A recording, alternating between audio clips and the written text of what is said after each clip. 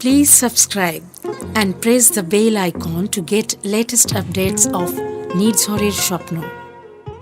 নির্ঝরের স্বপ্নে আমরা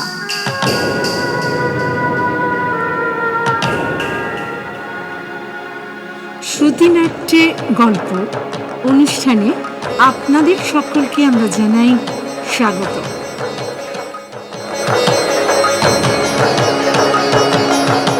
আজকের গল্প দামিনী। কাহিনী সঞ্জীব চন্দ্র চট্টোপাধ্যায়। গল্প দামিনী। বহুদিন হয়ে গেল একদিন সন্ধ্যার সময় 7 বছর বয়সের একটি মেয়ে ভাগীরথী তীরে দাঁড়িয়ে রয়েছে। অনিমেষ লোচনে স্রোত স্তারিত দীপমালা দেখতে দেখতে পেছনে এক বৃদ্ধাকে বলল, আই, আমার দ্বীপ যে ভেসে গেল। আই বললেন, তা যাক, এখন তুমি ঘরে চলো, অন্ধকার হলো। চলো মা, আর একটু দেখি। চলো। মেয়েটির নাম দামিনী। বৃদ্ধ মাতামহী ছাড়া দামিনীর আর কেউই নেই। সেই মাতামহীর সঙ্গে এসে দামিনী প্রথম দ্বীপ ভাসালো। দ্বীপ ভেসে গেল। অন্য মেয়েদের মতো দামিনী হাসল না। অন্য মেয়েদের মতো ওই আমার দ্বীপ যাচ্ছে বলে আহ্লাদে সঙ্গিনীকে দেখালো না। কেবল গম্ভীরভাবে এক দৃষ্টিতে সেই দ্বীপের দিকে চেয়ে রইল। সেই অকুল নদীতে দামিনীর দ্বীপ একা ভেসে চলল। দামিনীর দ্বীপ দামিনী নিজে ভাসিয়েছে, এছাড়া যে আর কোনো উপায় নেই। অতএব কাতর অন্তরে দামিনী বলতে লাগলো, হে ঠাকুর, আমার দ্বীপকে রক্ষা করো তুমি, যেন ঠিক থাকে। অন্ধকার ক্রমে বাড়তে লাগলো দেখে মাতামহী দামিনীকে নিয়ে ঘরে চললেন। দামিনী গম্ভীরভাবে কেবলই দ্বীপের গতির কথা ভাবতে লাগল। প্রাঙ্গণের পাশে একটি কলসিতে জল ছিল। দামিনী সেই জলে নিজের ছোট্ট ছোট্ট পা দুটি আঙুলে কিছুটা জল তুলে নিয়ে ধুয়ে শোবার ঘরে প্রবেশ করল। আর শোবার মাত্রই দামিনী ঘুমিয়ে পড়ল। ঘুমিয়ে ঘুমিয়ে স্বপ্ন দেখতে লাগলো দামিনী, যেন মেঘ অন্ধকারে ভারী হয়ে নদীর ওপর নেমে পড়েছে। ওই মেঘ দেখে দামিনীর দ্বীপ যেন ভয়ে অল্প অল্প জ্বলতে জ্বলতে যাচ্ছিল। এমন সময়ে ভয়ানক ভয়ানক ঢেউ এসে তার চারিদিকে ঘিরে ধরল। আর ঢেউয়ের মধ্যে একটি চূড়ার ওপরে গম্ভীরভাবে একটি বিড়াল বসে আছে। দামিনী চিনল সেই বিড়ালটি তাদের পাড়ার দুরন্ত বিড়াল। সেটি তাকে দেখলেই নখ দিয়ে আঘাত করে। দামিনী বিড়ালটাকে কামড়াতে আসবে এই ভয়ে চোখ বুজে চিৎকার করতে লাগলো, পালাতে লাগলো। কিন্তু দামিনী এই সময় ভয় পেয়ে তার মাতামহীকেও ডাকতে শুরু করলো। আর বৃদ্ধা রেগে গিয়ে তার নিজের আঁচল ছাড়িয়ে নিয়ে দামিনীর সেই ছোট্ট দেহটাকে জলের মধ্যে ঠেলে ফেলে দিলেন। দামিনী চিৎকার করে উঠল। মাতামহী, ভয় কি? এই তো। এই বলে ঘুমন্ত দামিনীকে কোলের মধ্যে টেনে নিলেন। দামিনী ঘুম ভেঙে গিয়ে মাকে ডাকতে শুরু করলেন। আমার মা কোথায়? মা। অভাগিনীর মা ছিল না। 3 বছর আগে তার মা নিরুদ্দেশ হয়ে যায়। পরের দিন সকালে 12 বছর বয়সের একটি বালক পাঠশালায় যাচ্ছিল। সেই বালকটি তাকে জিজ্ঞাসা করল যে পাখির ছোট ছোট বাচ্চাদের জন্য পোকা সংগ্রহ করা হয়েছে কি? দামিনী একাই বসেছিল। বালকের প্রশ্নে কেবল মাথা নেড়ে উত্তর দিল। বালক আবার একটু এগিয়ে গিয়ে জিজ্ঞাসা করল, কি হয়েছে তোমার? জ্বর হয়েছে? দামিনী আবার মাথা নাড়ল। বালক বলল, আহির উপর রাগ করেছো? দামিনী কোনো উত্তর দিল না। বালক তখন নিজের জামার ভেতর থেকে কতগুলো পতঙ্গ বা পোকা বার করে দামিনীর নিকট রেখে চলে গেল। এই বালকটির নাম রমেশ। দামিনীর সঙ্গে কোনো সম্বন্ধই ছিল না। প্রতিবেশী বলে দামিনী তাকে রমেশ দাদা বলে ডাকত। দামিনী রমেশের বড় অনুগত ছিল। যে বিড়ালটিকে দামিনী বড় ভয় করত, রমেশ তাকে দেখলেই মারত। স্নানের সময় রমেশ স্রোতে সাঁতার কাটতে কাটতে দামিনীর জন্য ফুল নিয়ে আসত। দামিনী তা দেখে হাসতে হাসতে চুলের মধ্যে লাগাতো। পড়া হয়ে গেলে মাথা নামিয়ে বলতো, এই রমেশ দাদা, দেখো না এটা হয়েছে, আমাকে ভালো লাগছে। হ্যাঁ, খুব সুন্দর লাগছে।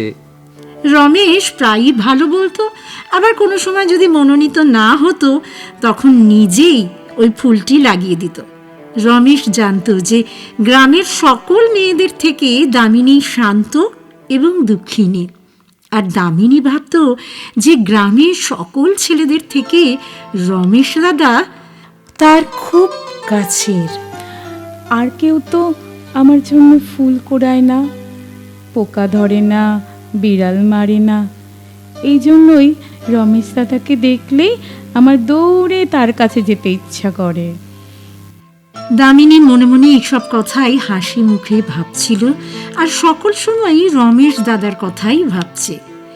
এই দিন রমেশকে দেখে আগের মতো আহ্লাদ প্রকাশ করল না দামিনী।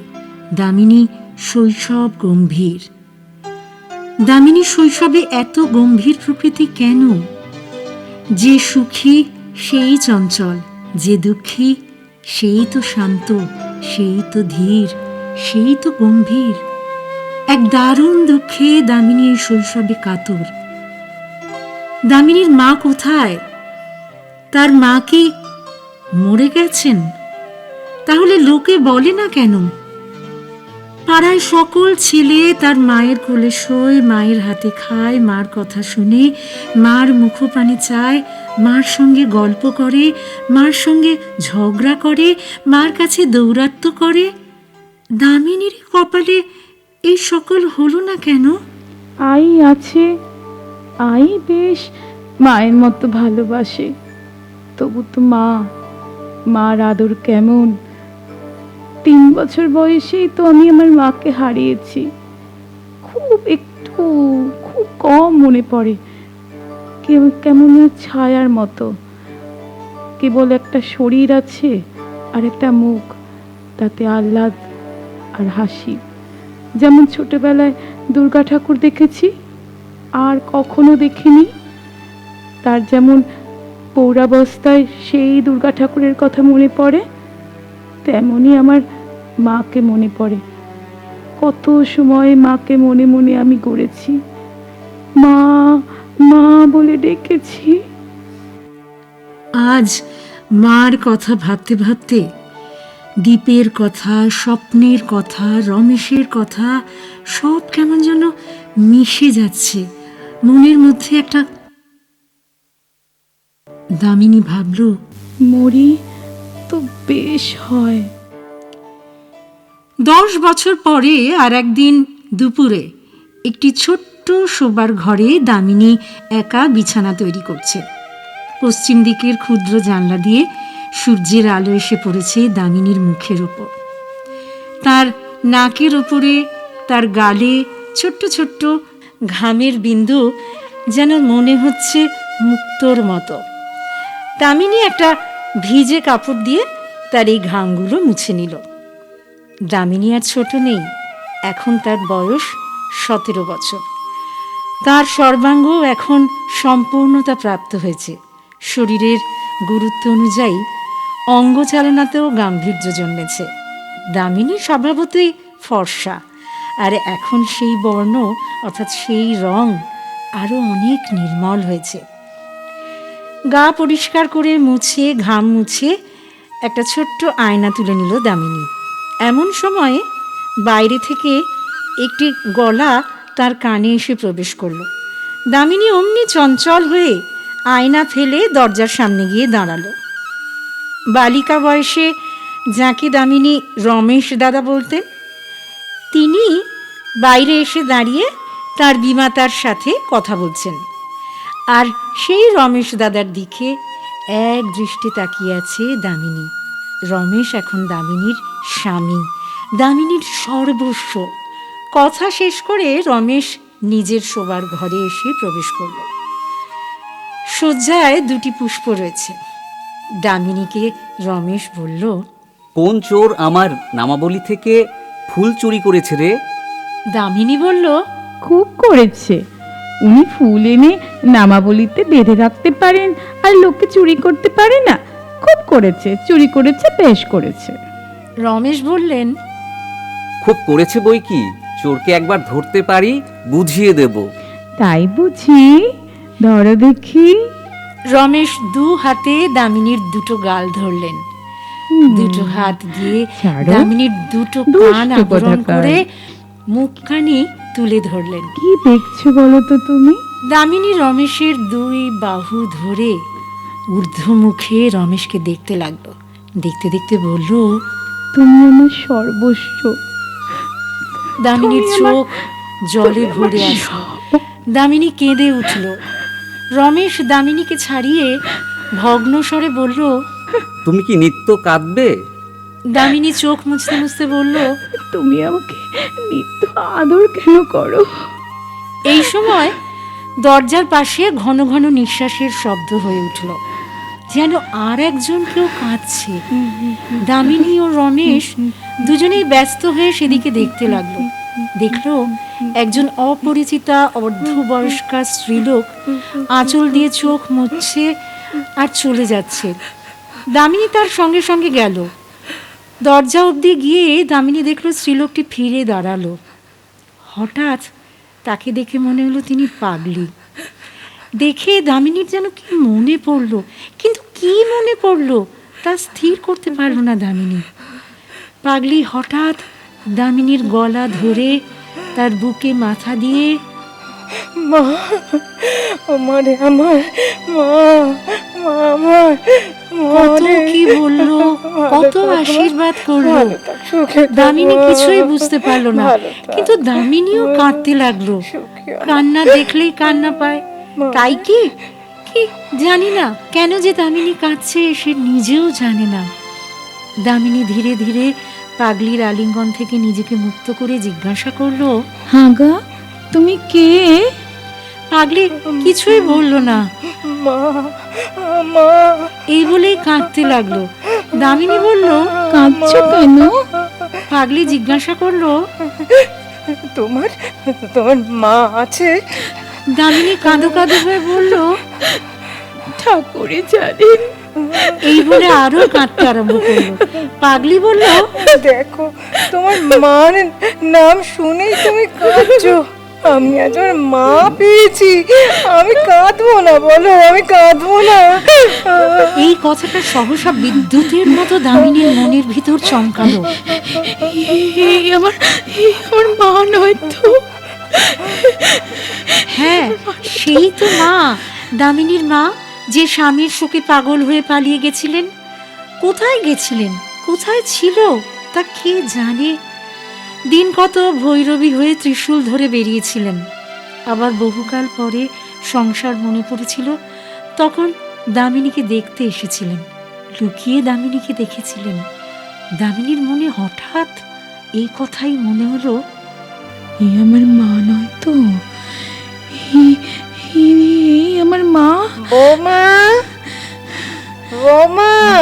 হঠাৎ এই আওয়াজে দামিনী চমকে ফিরে তাকালো। যেখানে পাগলি দাঁড়িয়ে ছিল সেদিকে আবার দেখলো পাগলি চলে গেছে। একবার ভাবলো তার অনুসরণ করি, 2-1 পা এগিয়েও ছিল, আবার কি ভেবে ফিরে আসলো। রমেশ জিজ্ঞাসা করলো, ভদ্র মহিলাটি কে? দামিনী একটু অন্যমনস্ক ভাবে খুব আস্তে আস্তে উত্তর দিল, পাগল হবে হয়তো। রমেশ আর কোনো কথা না বলে বাইরে চলে গেল। দামিনী শোবার ঘরে প্রবেশ করে বালিশে মুখ লুকিয়ে নিঃশব্দে কেঁদেই চলল, আর মা মা বলে ডাকতে লাগলো। সেই ছোটবেলায় মাকে হারিয়েছে, সেই অবধি মা বলে কাউকে ডাকেইনি। এখন পাগলের কোলে মাথা দিয়ে তার কাঁদতে খুব স্বাদ হলো। দামিনী কেঁদেই চলল বালিশে মুখ দিয়ে। মা, মা, তুমি কোথায়? যে গ্রামে রমেশ বাস করত তার দক্ষিণ দিকে ভাগীরথী তীরে একটা খুব পুরনো ভাঙাচোরা বাড়ি ছিল। প্রবাদ আছে, অনেককাল আগে এক রাজা নিজের মাতার গঙ্গাবাসের জন্য এই বিরাট বড় বাড়িটি বানিয়েছিলেন। কিন্তু কোনো দৈব ঘটনায় ওই বাড়ির মধ্যে একটি স্ত্রীলোকের হত্যা হওয়ার জন্য রাজার মা সেই বাড়িটি পরিত্যাগ করেন। সেই থেকে ওই বাড়িতে কেউ বাস করেনি। বাড়িটির ভৌতিক অপবাদ জন্মে গেল। শেষে দিনের বেলাতেও বাড়িটায় যেতে কেউ সাহস করত না। পাগলি দেখল যে এই বড় ভাঙাচোরা বাড়িটাই একমাত্র তার বাসোপযোগী। অতএব গোপনে সেখানে তিনি বাস করতে লাগলেন। দামিনীর সঙ্গে সাক্ষাৎ করে পাগলের অনেক মতি স্থির হয়েছে। তবুও মধ্যে মধ্যে দামিনীকে চুরি করে এই গোপন স্থানে আনার কথা তিনি ভাবেন, আবার ভাবেন যে না, এটা ঠিক হবে না। একদিন রাতে 2 প্রহরের সময় পাগলি স্নিগ্ধ গঙ্গা জলে স্নান করে ভাঙা বাড়ির ছাদের উপর বসে চুল শুকাচ্ছিল। চুল এলোমেলো করে এদিক ওদিক করে বসেছিল সে। এমন সময় পূব দিকের অশ্বত্থ গাছের তলায় একটা ঘোড়ার চিৎকার শুনতে পেল। তখন তিনি ডান হাত দিয়ে চুলগুলিকে ধরে ওই গাছের দিকে তাকালেন। দেখলেন 2টি বিশাল মশাল জ্বলছে ওখানে, আর কতগুলো অস্ত্রধারী সৈনিকও রয়েছে, আর একটি অশ্বারোহী পুরুষও আছে। পাগলি প্রথমে ভাবল বোধহয় এরা ডাকাত, পাছে এরা দামিনীর ঘরে ডাকাতি করে। এই আশঙ্কায় তাড়াতাড়ি ছাদের ওপর থেকে তিনি নিচে নেমে এলেন। ফিরে আবার ঘরে প্রবেশ করে ত্রিশূল হাতে সদর্পে বেরিয়ে এলেন। কিছুক্ষণ বাদে তিনি দেখতে পেলেন একটা পালকি। তার মানে এরা ডাকাত নয়, ডাকাতের সঙ্গে তো পালকি থাকে না, এই কথাই ভাবল পাগলি। ভাবল এরা বোধহয় বর যাত্রী। পাগলি তাদের সাথে চলল। দামিনীর বিয়ে সে দেখতে পায়নি, অতএব বিয়ে দেখব মনে করে পরম আহ্লাদে পালকির সাথে সাথে পাগলি চলল। অন্ধকারে তাকে কেউই প্রথমে দেখতে পেল না। শেষে কতদূর গেলে একজন বাহক তাকে দেখে রুষ্টভাবে জিজ্ঞাসা করল, কে রে তুই এমন সময় আমাদের সঙ্গে কোথায় যাচ্ছিস? পাগলি বলল, আমি তোমাদের সঙ্গে বিয়ে দেখতে যাচ্ছি। তোমাদের সঙ্গে বাজনাদার নেই গো? বাহক বলল, এ বড় ভয়ানক বিয়ে, এ বিয়েতে বাদ্য থাকে না। পাগলি এ কথায় মনোনিবেশ না করে নিজের ইচ্ছানুসারে জিজ্ঞাসা করল, কার বাড়ির বর? কার বাড়ির কোণে? বাহক বলল, হিন্দুর কোণে মুসলমানের বর। পাগলি উত্তর করল। দূর, মিছে কথা। বাহক দেখল যে স্ত্রীলোকটি পাগল, কাজে তার সঙ্গে একটু রঙ্গ করি। কে বর?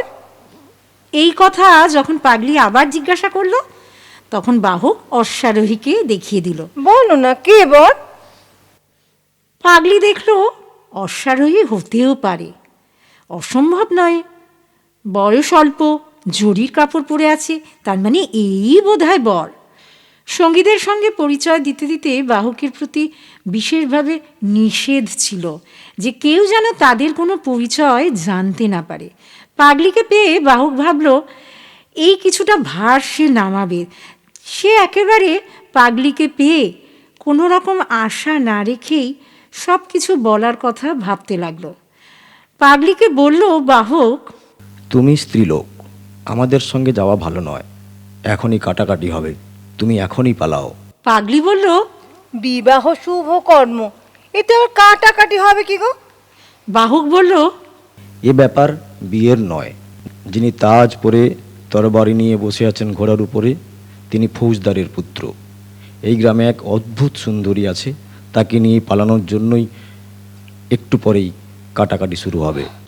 পাগলি চমকে উঠল। কার মেয়ে নিয়ে যাবে? বাহক বলল, আমি সবিশেষ জানি না, শুনেছি কোনো ভট্টাচার্যের পুত্রবধূ। সে কি? যুবতীর স্বামী আজ কয়েকদিন হলো শিষ্যের বাড়ি গেছেন। সুন্দরীর নাম বুঝি দামিনী? এই কথা শুনেই পাগলি একেবারে সাপের মতো ফনা তুলে সকলের পথ আটকে দাঁড়ালো, ডান হাতে ত্রিশূল তুলল। সে মূর্তি দেখে বাহক ভয়ে বলল, আমি গরিব বাহক, পেটের জ্বালায় সব কিছু করি, আমাকে মারলে কি হবে? আমি হিন্দু, অতএব হিন্দু অত্যাচার আমার ইচ্ছা নয়। এখনই গলযোগ করলে জবনেরা এসে খণ্ড খণ্ড করে তোমাকে মেরে ফেলবে। তোমরা এখনই পালাও, দ্রুত গিয়ে গ্রামবাসীকে জাগ্রত করো। পাগলি এই শুনেই ছুটলো, গ্রামের মধ্যে গিয়ে দাঁড়িয়ে দাঁড়িয়ে দরজায় দরজায় চিৎকার করতে লাগলো, বলতে লাগলো, দরজা খোলো, ইন্দুর তো যায়, ওঠো সকলে ওঠো, শুতে তো যায়, একবার ওঠো ওঠো, ওই ফৌজদারের পুত্র আসছে, তার পুত্রবধূকে নিয়ে যাচ্ছে, ওঠো ওঠো একবার ওঠো, দরজা খোলো, দরজা খোলো। যার শত্রু পরে পরে যাবে। কেউ উঠলো না। কেউ বললো, যার শত্রু পরে যাবে। কেউ বললো, পরের নিমিত্ত মাথা দেবার কি প্রয়োজন আছে? হ্যাঁ ঠিক ঠিক। কেউ বললো, অদিতি সর্বনাশ হয় যদি তাতে আমার কি ক্ষতি? ঠিক ঠিক ঠিক, একদম ঠিক। একবার খোলো, দরজা নিয়ে গেল, ওকে নিয়ে যাবে, একবার খোলো। এই ঝামেলা ভালো লাগে না। দুর্বৃত্ত জবনের অত্যাচার কেউ নিবারণ করতে পারল না। রমেশের পিতা অদিতি বিশারদ একা, তার মধ্যে তিনি বৃদ্ধ, দামিনীকে রক্ষা করতে পারলেন না। জবনেরা দরজা ভেঙে অজ্ঞান হয়ে যাওয়া দামিনীকে নিয়ে চলে গেল। পাগলি দেখলো কেউ উঠল না, কেউ সাহায্য করল না। রমেশের ঘরের দরজায় এসে দেখলো সব শেষ, দামিনীকে নিয়ে ওরা চলে গেছে। তখন পাগলির গায়ে যেন মনে হলো সমগ্র শক্তি একত্রিত হয়েছে, আগুন জ্বলে উঠল তার মধ্যে। পাগলি উন্মত্তা হয়ে সিংহীর মতো কতক্ষণ দাঁড়ালো, তারপর ত্রিশূল নিয়ে ছুটে গেল। জবনেরা এক প্রান্তরের মধ্যে দিয়ে দামিনীকে নিয়ে যাচ্ছিল। পালকির চারদিকে অস্ত্রধারী পদাতিক, সবার পেছনে ফৌজদার পুত্র অশ্বারোহণে যাচ্ছিল। পাগলি একদম তীর গতিতে সেখানে পৌঁছে ত্রিশূল নিক্ষেপ করলো। ত্রিশূল ফৌজদারের পিঠে গিয়ে পড়লো। ওই ফৌজদার পুত্র যে ছিল ঘোড়ার উপর, সেই পিঠে তীর লাগার জন্য প্রথমে দূরে উঠলো, তারপর ঘোড়া থেকে পড়ে গেল নিচে। পাগলি বিকট হেসে উঠলো, ঘোড়া চমকে উঠলো, আর পদাতিকেরা ফিরে দেখলো। পাগলি আবার বিকট হাসতে লাগলো আর ছুটলো। দামিনীর কথা তার আর মনেই থাকলো না। সেই অবধি পাগলিকে আর কেউ দেখতেই পেল না। পদাতিকেরা দেখলো যে ফৌজদার পুত্র সাংঘাতিক আঘাত পেয়েছেন। তাকে ধরাধরি করে পালকিতে তুলল। পালকি থেকে দামিনীকে ফেলে দিয়ে চলে গেল তারা। দামিনী একা প্রান্তরে পড়ে রইল। নবপল্লবিত পুষ্পিত লতা বৃক্ষ থেকে ছিঁড়ে পথে ফেলে দিলে যেমন বাতাসে উল্টে পাল্টে যায় ফুলটি, ঠিক তেমনি দামিনী প্রান্তরে বসে থাকলো। তার তেমনই দশা হলো। সে নিজেও বুঝতে পারল না সে কি করবে। রাত্রি কেটে গেল, সকাল হলো। রমেশের পিতা অদিতি বিশারদ নামাবলী কাঁধে নিয়ে বাইরে এলেন। প্রাতঃসন্ধ্যা হয়নি তার। দামিনী তো নেই না, সন্ধ্যার আয়োজন কে করবে? বিশারদ অতি বিমর্ষভাবে একা বসে রইলেন। ক্রমে প্রতিবেশীগণ, গ্রামবাসীগণ, আত্মীয় কুটুম্বগণ আত্মীয়তা করতে আসতে লাগলো। কেউ এসে বললেন, কি বিপদ, কি বিপদ! কেউ বললেন, কখন কার কি ঘটে কে বলতে পারে বলো? কেউ বললেন, অদৃষ্টই মূল। অদিতি বিশারদ এইসব কথার কোনোই উত্তর করলেন না। এই সময় গণেশচন্দ্র নামে এক মোটা ব্যক্তি জিজ্ঞাসা করলেন, পূর্বে এর কোনো সূচনা ছিল না? অর্থাৎ পূর্বে কি মশাই কিছু জানতে পারেননি? অদিতি বিশারদ ধীরে ধীরে নিঃশ্বাস ত্যাগ করে বললেন, যদি আগেই জানতে পারবো তাহলে এই ঘটনা ঘটবে কেন? রমেশকেই বা বিদেশ যেতে দেব কেন? এই রাত্রে রমেশ থাকলে সিগালের কি সাধ্য হয় সিংহের গৃহে প্রবেশ করা? গণেশচন্দ্র বললেন, রমেশের কি প্রয়োজন? আমরাই যে আপনার ছেলের বউকে রক্ষা করতে পারতাম। তবে কি জানেন, সকল সময় সাহস হয় না। যবনেরা 20 জন, প্রায় 20 জন, 20 জন। আমরা একা। বিশেষত তখন যদি সদর বাড়িতে থাকতাম তবে যা হয় একখানা করে বসতাম, কিন্তু আপনার দুর্ভাগ্যবশত অথবা রমেশের দূরদৃষ্টিবশত আমি তখন অন্দরে শুয়েছিলাম। শুয়ে থাকলে কি সহজে ওঠা যায়? তবুও ব্রাহ্মণীর কথায় উঠলাম। ভালো করে কাপড় পরলাম। সেই অন্ধকারে খোঁজ করে নস্যি বের করলাম। একটি নস্যি বিলক্ষণ গ্রহণ করলাম। এ সকল কাজে নস্যি কিন্তু আবশ্যক, মনে রাখবেন। তারপর দেখি আমার পুরো ঘামে ভর্তি। এ সকল কাজে ঘাম ভালো না, কে জানি পাছে যবনেরা পিছলে পালিয়ে যায়, এই মনে করে ও যে কি বলে গাত্র মার্জনী দিয়ে বিলক্ষণ করে ঘাম পরিষ্কার করলাম। সকল বিষয় এককালে ঠিক মনে থাকে না।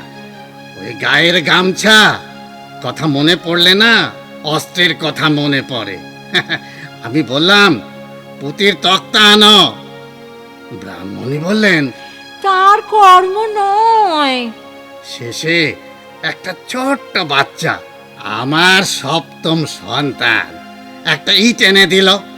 আমি সেই ইট হাতে করে ছাদে এসে দেখি ওই সেই দুর্বৃত্তরা যারা এসেছিল তখন ফিরে যাচ্ছে। আমি অমনি সেই ইট ছুঁড়ে মারলাম। প্রতিবেশী এরূপ আত্মবীরত্বের পরিচয় দিচ্ছেন এমন সময় একজন কৃষক এসে বলল যে ফৌজদার পুত্র নাকি মারা পড়েছে। কে মেরেছে কেউই জানে না। তখন গণেশচন্দ্র আহ্লাদে বলে উঠলেন, তবে সেই আমার ইটেই মরেছে। আমি নিশ্চয় বলছি, আমি যবন মেরেছি, আমার অব্যর্থ সন্ধান। আর একজন তখন ঈষৎ হেসে বলল, ওরূপ কথা মুখে আনা ভালো নয়। যিনি মরেছেন তিনি ফৌজদারের একমাত্র পুত্র। সেই পুত্রকে যে মেরেছে তার অদৃষ্টে নিশ্চয়ই শোল আছে। গণেশ অমনি ভয়ে জড়বৎ হয়ে গেল। কেঁপে কেঁপে বলতে লাগলো, আমি উপহাস করছিলাম, আমি তাই বলিনি। আমি বলছি কি, কিছু না, আমার দ্বারা হাকিমের সেরকম অনিষ্ট হবে না, কখনো সম্ভব নয়। আমি বলছি কি, এত ডাকাডাকি করছে তবুও আমি কোনো কথা বলিনি। রমেশ বড় না হাকিম বড়? রমেশ বড়। এই বলতে বলতে গণেশচন্দ্র পালালেন। যে ব্যক্তি ফৌজদার পুত্রের মৃত্যু সংবাদ এনেছিল সে অদিতি বিশারদকে বলল যে মশাইয়ের পুত্রবধূ বাড়ি ফিরে আসছেন। এই কথা শুনে বিশারদ সকলের মুখের দিকে চাইলেন, কেউ কিছু বললেন না। শেষে অদিতি বিশারদ নিজেই সকলকে জিজ্ঞাসা করলেন যে এখন কর্তব্য কি? আমার পুত্রবধূ যবনস্পৃষ্টা হয়েছেন, এখন তাকে গ্রহণ করা যাবে কি যাবে না? সকলে নিজের নিজের মতন করে বলতে থাকলো যে মহাশয় তো অদ্বিতীয় পণ্ডিত, তিনিই মীমাংসা করুন, তিনি কি করবেন। এই সময় গৃহিণী বললেন, সেই বউকে আবার ঘরে তুলবে? তোমার ইচ্ছা হয় তুমি অন্য ঘরে গিয়ে সংসার করো। কর্তা বললেন, কেন, তার তো কোনো দোষ নেই। দোষ তবে সকল আমার বুঝি? না, তোমার দোষ দিই না। আমি জিজ্ঞাসা করি, পুত্রবধূকে গ্রহণ করলে কি বা দোষ হতে পারে? দোষ অনেক। প্রথমত লোকে গালে কালি চুন দেবে, দ্বিতীয়ত শিষ্যরা তোমাকে ত্যাগ করবে। তখন আমার এই ছোট বাচ্চার কি উপায় হবে? কেন, লোকেরা কি দোষ দেবে? আমার বাবা কুলোত্যাগী নয়, ইচ্ছে করে সেও যায়নি, যবন গৃহেও যায়নি, পথ হতেই ফিরে এসেছে। কুলোত্যাগী নয়, ইচ্ছে করে যায়নি, একথা তোমায় কে বললো? তুমি সব সংবাদই বুঝি জানো। কয় দিবস হলো একজন পাগলি বেশ যাতায়াত করছিল, সেই দিন সন্ধ্যার সময় বউকে নিয়ে পালাচ্ছিল। আমি তো গিয়ে তাকে ফিরিয়ে আনলাম। ফিরে এসে বালিশে মুখ দিয়ে সে আবার কি কান্না, ঢং দেখলে বাঁচি না। আমি কি সব কথা তোমায় বলি? তোমার ছেলের বউ যখন দেখলো যে আমি আর থাকতে সে পালাতে পারবে না, তখন পরামর্শ করে ওইসব লোকজন এনে নিজেই চলে গেছে। গৃহিণীর কথা শুনে কর্তা বিস্মিত হলেন, দু একবার বললেন, শাস্ত্র মিথ্যা হয় না, স্ত্রী চরিত্র কে বুঝতে পারে? শেষে বললেন, তুমি যাহা বললে তা আমার বিশ্বাস হলো, আমি কখনো তাকে গ্রহণ করতে পারবো না। অদিতি বিশারদ এই ভেবে বাইরের ঘরে এলেন, এসে সকলকে বললেন, মনে করেছিলাম আমার পুত্রবধূ নির্দোষী, এখন জানলাম তা নয়। তোমরা আমার আত্মীয়, তোমাদের নিকট কিছু বলতে আমার লজ্জা নেই। আমার পুত্রবধূ কুলটা। সবাই এক বাক্যে বলে উঠল, এ ভালো যুক্তি করেছে। ঠিক ঠিক ঠিক। আচ্ছা, আমরা এই পরামর্শ অনুযায়ী ঠিক কাজ করব। হ্যাঁ ঠিক, আমরা কেউ কিন্তু এই বৌমাকে না না স্থান দেব না, না, কেউ দেব ঠিক না, আছে? ঢুকতে দেব না। কেননা এই যে পাপিষ্ঠা, তার জন্য গ্রামে যে বিপদ হয় এটা তো আমরা কেউ চাই না। একদম না। আর একটা কথা কিন্তু মনে রাখতে হবে যে এই কুলোটাকে কিন্তু গ্রামে স্থান দেওয়া কোনো একদম না, একদম একদম উচিত না। না, তাই না? একদম উচিত না। এখানে যদি স্থান পায় তাহলে নিজেরাই অন্য কোথাও যেতে হবে, তাই না? একদম একদম। সকলে নিজের নিজের ঘরে চলে গেল। কিঞ্চিত বিলম্বে গৃহিণীও কর্তাকে ডেকে নিয়ে, তোমার দেশ উজ্জ্বল আর করতে হবে না, এইসব অনেক কথা বলে ঘরে নিয়ে চলে গেলেন। অদিতি বিশারদ দরজার নিকটে এসে দাঁড়িয়ে থাকলেন। দামিনী মুখ ঢেকে মাথা নিচু করে ধীরে ধীরে আসছিলেন। দরজায় শ্বশুরকে দেখে আর থাকতে পারলেন না, কেঁদে উঠলেন, বড় যন্ত্রণা পেয়েছেন। অন্যদিন হলে সেই কান্না দেখে অদিতি বিশারদও কেঁদে ফেলতেন, কিন্তু এ সময় তিনি কাঁদলেন না, চোখে জলও আনলেন না। স্ত্রীর দিকে তাকিয়ে তা সংবরণ করলেন।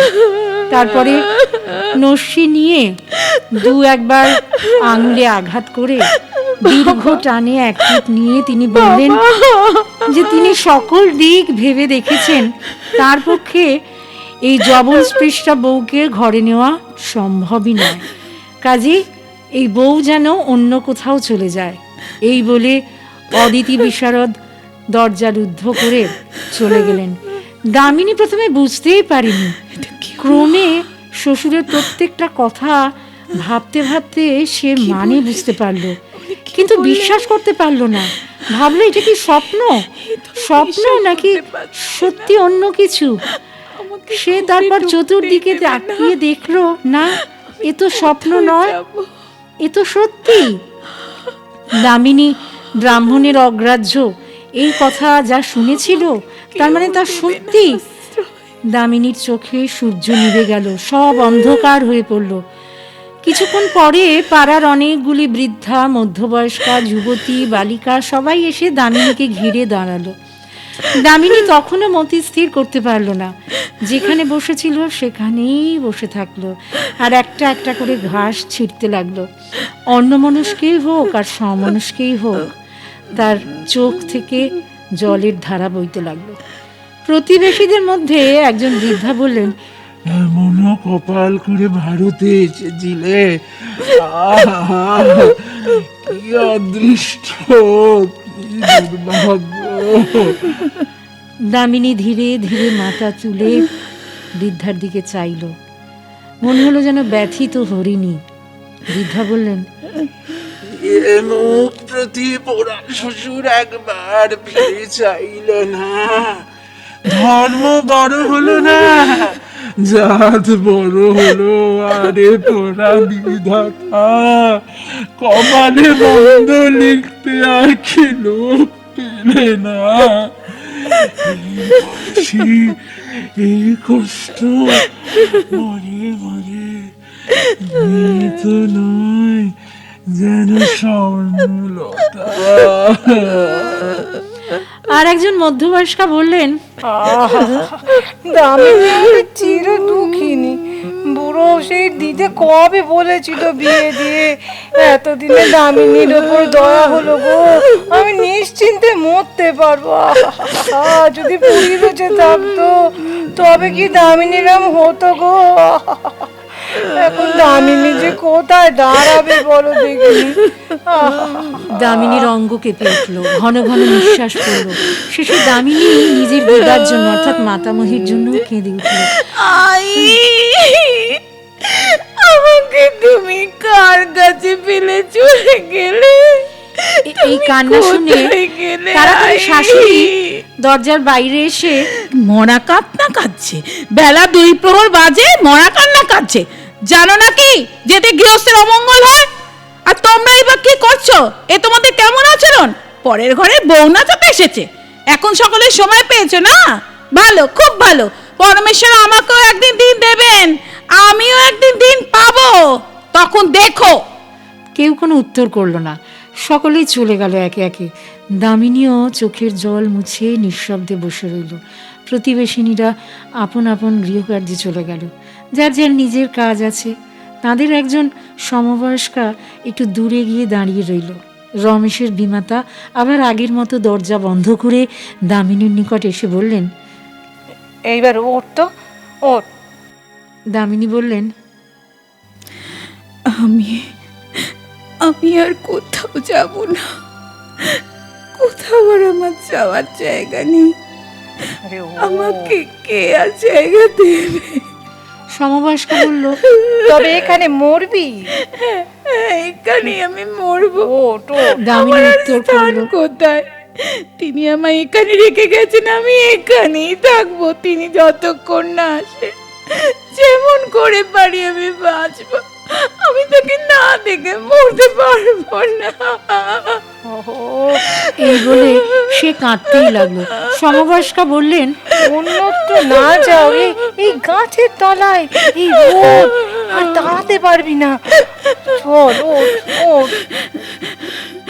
দামিনী তখন ধীরে ধীরে বলল, তুমি তোমার ঘরে যাও, তোমার ঘর আছে, ঘরে তোমাকে না দেখলে তোমার মা খুব ব্যস্ত হবেন, তিনি তো বুড়ো মানুষ, এই রোদে আবার তোমাকে খুঁজতে আসবেন।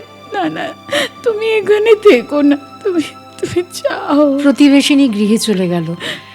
কিন্তু অনেকক্ষণ বাদে সে আবার এলো। দুপুর গড়িয়ে গেছে। অদিতি ভট্টাচার্যের বাড়ির পাশে এসে উপস্থিত হলো। দেখলো দামিনী সেই একা গাছের তলায় বসে আছে আর পাখি দেখছে। চোখের জল শুকিয়ে গেছে। প্রতিবেশিনী এসে দামিনীর কাছে বসলো। পরস্পর কেউই ক্ষণকাল কথা বলল না। পরে দামিনী বলল, যদি এই রাত্রে তিনি আসেন। কে? তোমার স্বামী? তা আসেন তো ভালোই হয়, যা হোক ভালো মন্দ একটা স্থির হয়ে যায়। তিনি যদি এসে রাস্তা থেকে বাড়ি ফিরে যান? সে কি, তা কি হয়? হতেই পারে পথে যদি তাকে কেউ কোনো কথা শোনায়, তিনিও আমায় ত্যাগ করবেন। কি জানি ভাই, পুরুষের মন কখন কেমন থাকে তা কি বলতে পারে? তিনি আমায় কত ভালোবাসেন, আমায় দেখতে দেখতে কাঁদেন, আমায় দেখবার তার কত স্বাদ, দেখবার জন্য কত ছল করে আমার কাছে এসে বসেন, কতবার কত দিকে দেখে বসেন, আবার কপালে হাত দিয়ে দেখেন, দাড়িতে হাত দিয়ে দেখেন, ওষ্ঠে হাত দিয়ে দেখেন, দেখে আর তার পরিতৃপ্তি হয় না। রাতে ঘুম ভেঙে গেলে আমার মুখের দিকে চেয়ে থাকে, আমি পুরা চোখ বুজে ঘুমিয়ে থাকি। এই বলতে বলতে দামিনীর চোখে জল আবার ভরে উঠল। দামিনী কাঁদতে লাগলো। প্রতিবেশী বলল, সন্ধে হলো, রাত্রি কি করে কাটাবি এখানে, কোথায় থাকবি? দামিনী প্রথমে বলল, কি জানি, পরেই বলল, এখানেই থাকবো, কি আর আমার জায়গা দেবে বলো? প্রতিবেশী শিউরে উঠল। তাকে স্ত্রীলোকের সাধ্য রে বল, এই অন্ধকার বনের মধ্যে একা পুরুষ থাকতে পারে না, তুই কেমন করে থাকবি বল? রাত্রে রাত্রে চালায় একবার চল, শাশুড়ির কাছে জায়গা হয় কিনা দেখি। চল, অবশ্যই দেবে একবার, চল যাই একবার, চল। দামিনীও সেই আশাই করেছিল। তিনি নিশ্চয়ই মনে করেছিল যে রাতে কেউ না কেউ তাকে ডেকে নিয়ে থাকতে দেবে, কিন্তু রাত হলো, প্রতিবেশিনীও চলে গেল, কেউ তার খবর নিল না। খিড়কির দ্বার এতক্ষণ খোলা ছিল, তাও বন্ধ হয়ে গেল। দামিনী একা অন্ধকারে বসে রইল। রাত ক্রমে গভীর হলো। দূরে যে দু একটি দীপালোক অর্থাৎ আলো জ্বলছিল, তাও একে একে নিভে গেল। গ্রামবাসীরা নিশ্চিন্ত হয়ে সকলে ঘুমিয়ে পড়ল। দামিনীর ভাবনা কেউ ভাবল না। দামিনী নিজের ভাবনা নিজেই ভাবতে লাগলো। ক্রমে দু একবার ভয় পেয়ে উঠল। অন্ধকারে নানা দিকে নানা মূর্তি দেখতে লাগলো। একা থাকা বিষম হয়ে উঠল তার। যেন হচ্ছে একই সমস্ত দিন অনাহারে, তার মধ্যে সমস্ত দিন কাঁদছেন, শরীর অবসন্ন হয়ে আসলো। দামিনী ধুলোর মধ্যে শুয়ে পড়ল, আর তাড়াতাড়ি ঘুম এসে গেল। স্বপ্নে যেন শুনলেন কেউ ডাকলো, স্বপ্নে যেন উত্তর দিল দামিনী। স্বপ্নে বোধ হলো তার মা বলছেন, ওঠ মা, এ ঘরে আর কাজ কি? পরদিন সকালে উঠে কেউ আর দামিনীকে দেখতে পেল না। 10-12 দিন পরে রমেশ বাড়ি ফিরে এসে সব শুনল। পিতাকেও কিছু বলল না, বিমাতাকেও কিছু বলল না। কিছু না বলে বাড়ি থেকে বেরিয়ে পড়ল। গ্রামে গ্রামে পথে পথে 5-7 দিন ধরে ঘুরে বেড়ালো, কোথাও দামিনীর সন্ধান পেল না। শেষে একদিন রাত্রি শেষে বিষণ্ণভাবে যখন বাড়ি ফিরছে, তখন নদী তীরের ওই ভাঙা ঘরটা, ভাঙা বাড়িটা সে দেখতে পেল। ভাঙা বাড়ির অবস্থা যেন তার জীবনের অবস্থার সঙ্গে মিলে গেছে। ভাঙা বাড়ির ছাদ ভেঙে গেছে, স্থানে স্থানে অশ্বত্থ, বট প্রভৃতি গাছ জন্মেছে। এই দুর্বল বাড়ি একা নদী তীরে দাঁড়িয়ে তা সহ্য করছে। রমেশ এগিয়ে গেল, দরজায় গিয়ে দাঁড়ালো। দরজা খোলাই ছিল। ঘরের মধ্যে ঢুকলো। তার আসার শব্দে কিছু চামচিকা বাদুড় অন্ধকারে উড়ে গেল। কিছুক্ষণ বাদে ক্রমে সেসব শব্দ থেমে গেল। ঘর ভয়ানক গম্ভীর হলো। রমেশ দাঁড়িয়ে রইল। কিছুক্ষণ বাদে ঘরের মধ্যে থেকে কোনো মানুষের কণ্ঠ এলো, একটা মৃদু শব্দ। রমেশের শরীর কেঁপে উঠল। রমেশ সাবধানে নিঃশব্দে সেদিকে গেল। অস্পষ্ট চন্দ্রালোকে দেখল মৃত্যুশয্যায় একটি রুগ্ন মানুষের দেহ পড়ে রয়েছে। রমেশ কি ভেবে কেঁদে গেল, খুব কাঁদল। নরদেহ একেবারে সংজ্ঞাহীন হয়ে গেছে, অর্থাৎ মানুষের দেহটি প্রায় সংজ্ঞা নেই বললেই চলে। তার কণ্ঠস্বর একেবারে খুব আস্তে আস্তে বেরোচ্ছে। আইলে বসো এখানে, আর দেরি নেই, কেবল একবার রমেশকে দেখে আসি। রমেশ চিৎকার করে কেঁদে উঠল, দামিনী, আমি এসেছি, আর কখনো তোমায় ছাড়বো না। দামিনী কোনো উত্তর দিল না। রমেশ আছড়িয়ে পড়ে চিৎকার করতে লাগলো, একবার কথা কও, অনেকদিন তোমার কথা শুনিনি, আর একবার কথা কও। আর কোনো উত্তর নেই, সব নিঃশব্দ। রমেশ কিছুটা বুঝলেন। তিনি রুদ্ধশ্বাসে গ্রামের দিকে গেলেন। সেখান থেকে আলো জ্বালবার জন্য কিছু নিয়ে আসলেন। আলো জ্বাললেন, দেখলেন সেখানে আরেকটি বৃদ্ধা বসে আছেন দামিনীর দিকে চেয়ে। দামিনী জন্মের মতো চোখ বুজেছে। রমেশকে দেখে বৃদ্ধা হেসে উঠল। সে ভীষণ হাসি দেখে রমেশের শরীর রোমাঞ্চিত হলো। বৃদ্ধা উঠে দাঁড়ালো, দাঁড়িয়ে এক দৃষ্টিতে রমেশের দিকে চেয়ে রইল। রমেশ চিনল যে এই সেই পাগলি।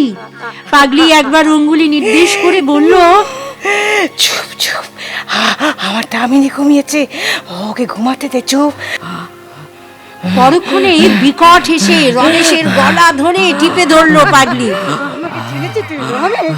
আমার দামিনীকে মেরেছিস তুই, আমার দামিনীকে তুই মেরেছিস। রমেশের শ্বাস রুদ্ধ হয়ে এলো, চোখের শিরা বেরিয়ে গেল। রমেশ বাক্যরহিত হয়ে গেল, শক্তিরহিত হয়ে গেল। শেষে দামিনীর পাশে পড়ে গেল। পাগলি আবার রমেশের গলা টিপে ধরল। এবার সব ফুরিয়ে গেল।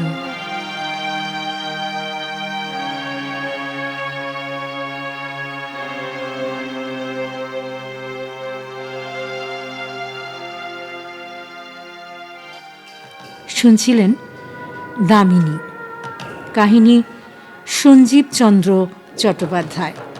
অংশগ্রহণে দামিনী এবং রমেশের বিমাতা সীমা, মাতামহী এবং পাগলি ও পাড়ার বউ প্রতিবেশিনী চন্দ্রানী, রমেশ বিধান, অদিতি বিশারদ এবং বাহক হামিদ, গণেশচন্দ্র এবং অন্যান্য পুরুষ কণ্ঠে স্নেহাশিস, অন্যান্য মহিলা কণ্ঠে সুস্মিতা, গল্প বিবরণে, সম্পাদনায় এবং পরিচালনায় সুস্মিতা, মিউজিক এবং স্পেশাল এফেক্টস নিলয় ঘোষ। শুনছিলেন দামিনী।